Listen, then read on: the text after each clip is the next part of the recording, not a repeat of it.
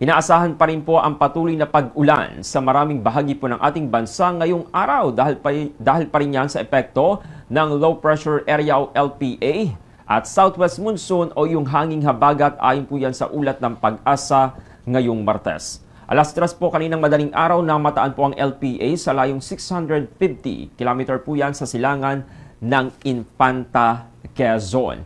Base po yan sa 4 o'clock AM weather bulletin ng Pag-asa. Ayon pa sa Pag-asa, may medium chance itong maging bagyo sa loob ng 24 oras. Pero kahit hindi pa ito ganap na bagyo, magdudulot pa rin ito ng mga trough ng LPA ng mga kalat-kalat ng mga pag-ulan at pagkidlat pagkulog sa parte po ng Bicol Region at mga lalawigan ng Isabela, Quirino, Aurora at dito sa parte ng Quezon. Bukod pa rito, mararanasan din po ang katulad na panahon sa buong Visayas, Metro Manila, Mimaropa, Zamboanga Peninsula, Northern Mindanao, Caraga at nalalabing bahagi ng Central Luzon at dito sa parte ng Calabarzon. Dahil pa rin po yan sa umiiral na hanging habagat. Babala po ng Pag-asa, mag-ingat sa posibleng flash floods at landslide, lalo na kung magtutuloy-tuloy po ang katamtamang hanggang sa malakas na buhos ng ulan.